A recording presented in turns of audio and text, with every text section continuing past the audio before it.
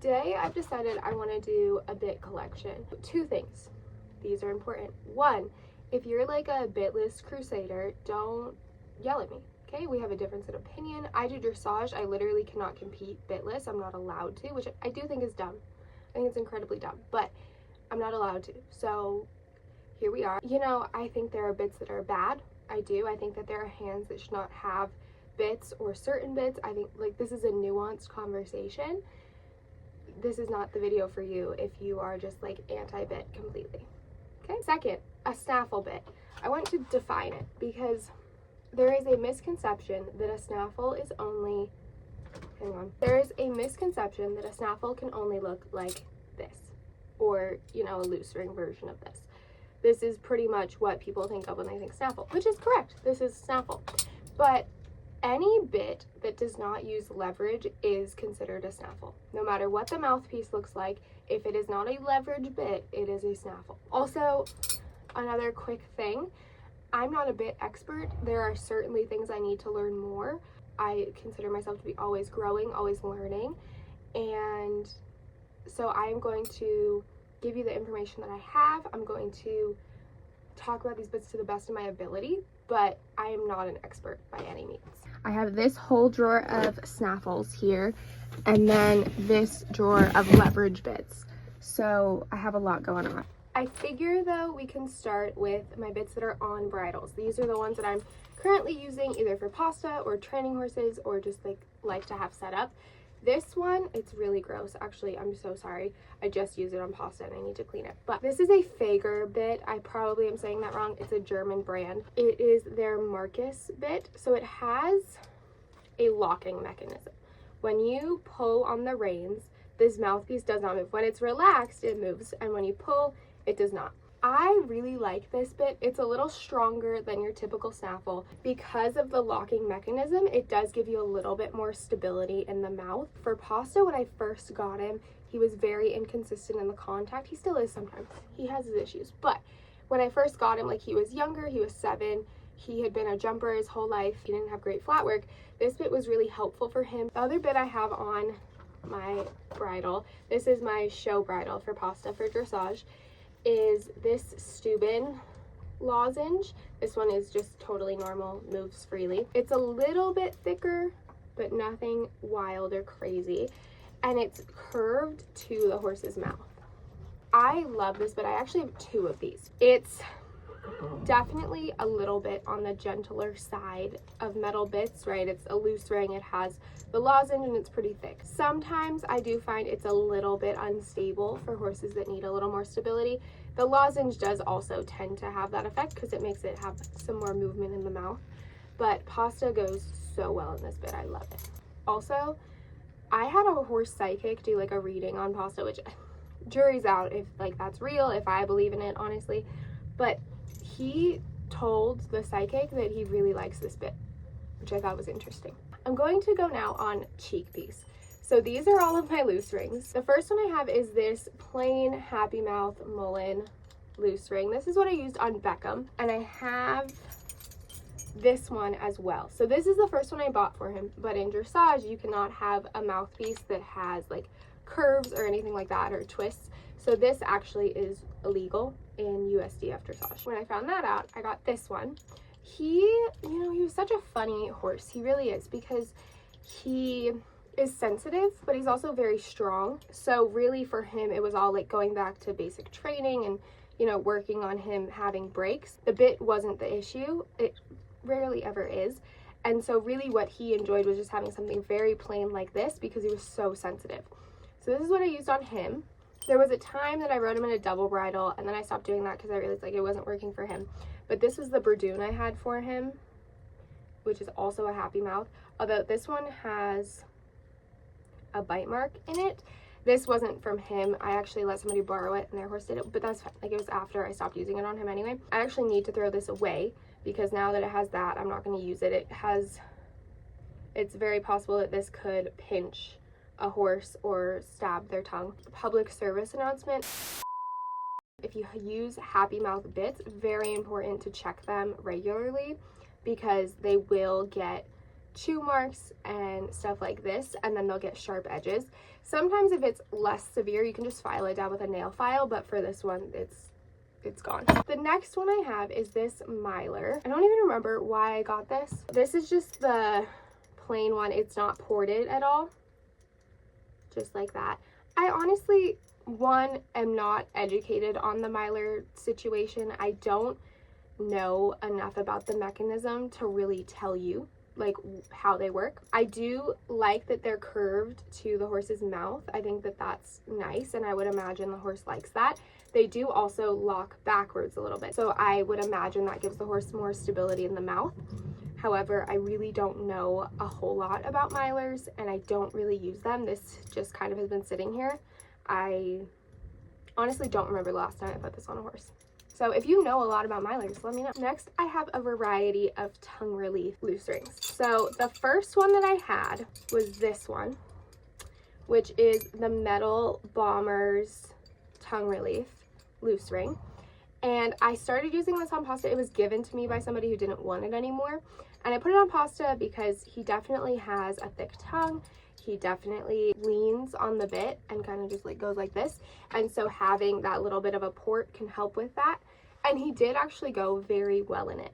However, this bit's a little too small for him, hence why they have bit guards. You're not allowed to use those in dressage, but I put them on because this bit's a little small. So then I stopped using it, obviously, because it was too small. I only used it a handful of times. And then same thing with this one. So this one was also given to me. However, Pasta hates it. This is the plastic Bombers tongue relief, but there's a couple key differences. It's a little sharper in like the corners, and also it doesn't curve with the mouth. The metal one, you can't really see because of the bit guards, but it curves with the mouth. This one does not, and Pasta hated this bit. This one I bought to replace the Bomber metal one because it was too small, so I bought this in a larger size. This is the Shires one, but as you can see, it's not shaped the same way, and I had hoped that it would like work similarly. It didn't. Pasta hated it. I think because this is more pointed rather than flat like the Bomber one. The last two loose rings I have are just plain, simple loose rings, single joints.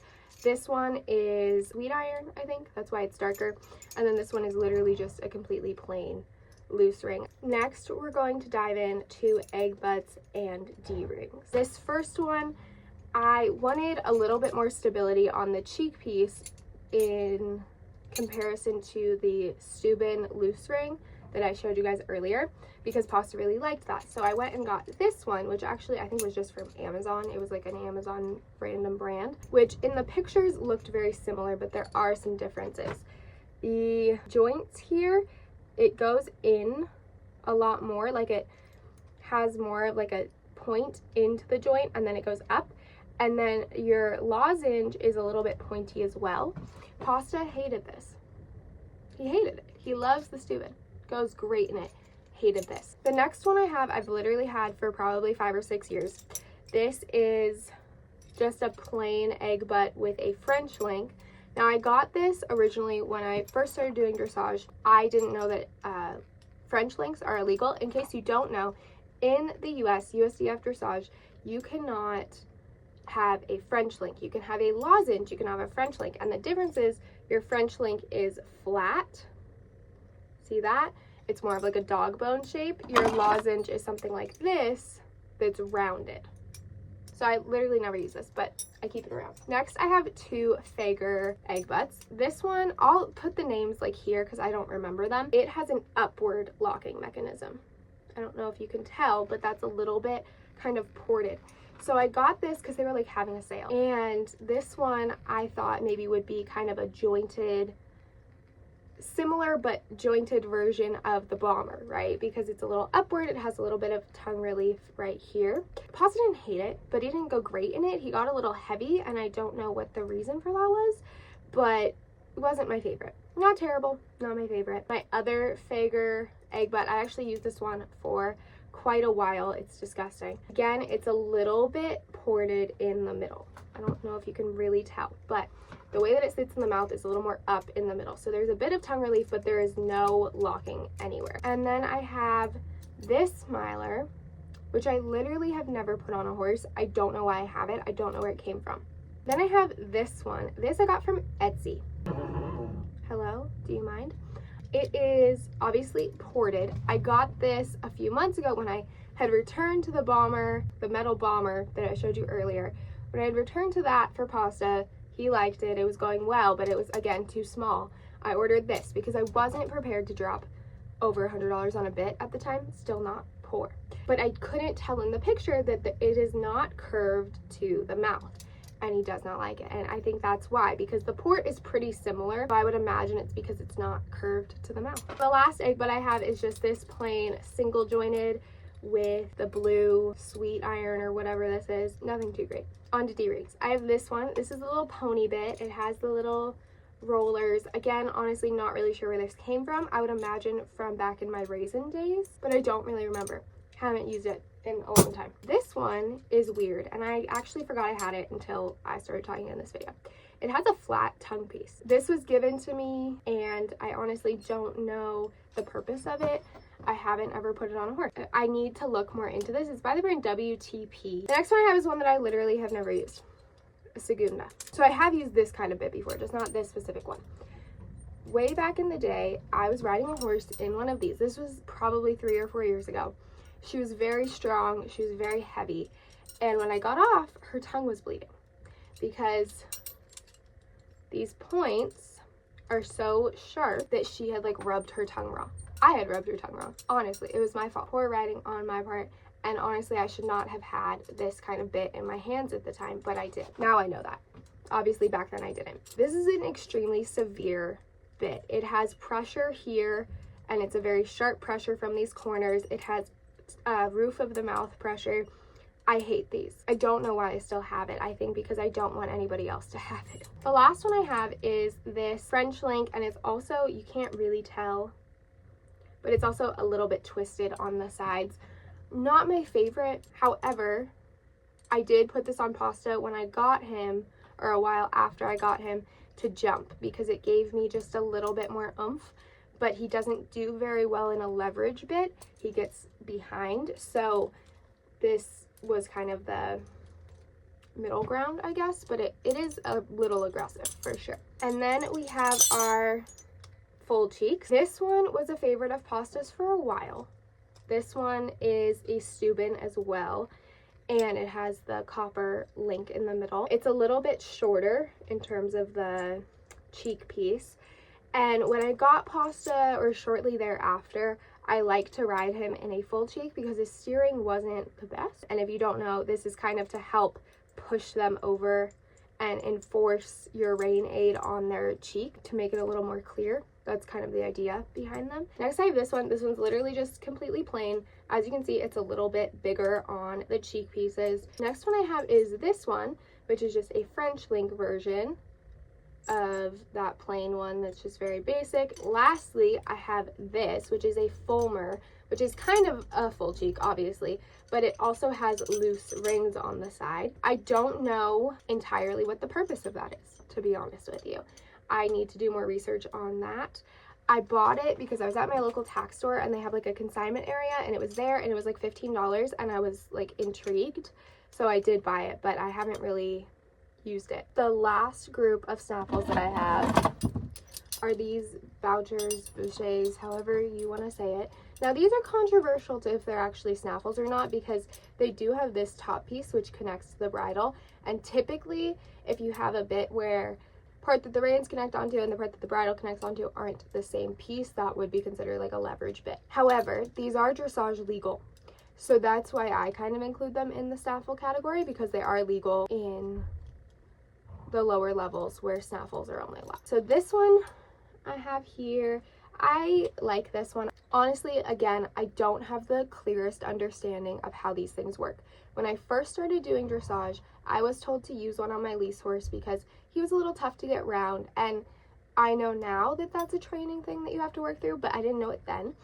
And so I was told to use it because it gives you a little leverage and a little more pressure.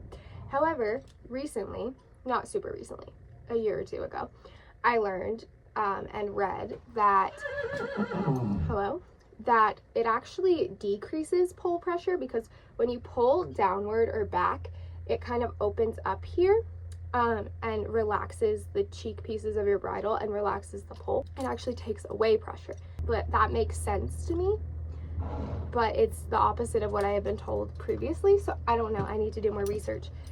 And then this is a Bombers one, and it has a flat French link in the middle. I've actually never used this bit. It was just given to me, and so I kept it. I was thinking about doing my leverage bits in a separate part, but I actually just looked and I don't have very many, so I'm just gonna quickly go through them. The first one I'm gonna show you is actually on a bridle. This is the one that I use if I'm like jumping Pasta, and especially lately because I haven't really been jumping him, he'll get excited, so I want a little extra.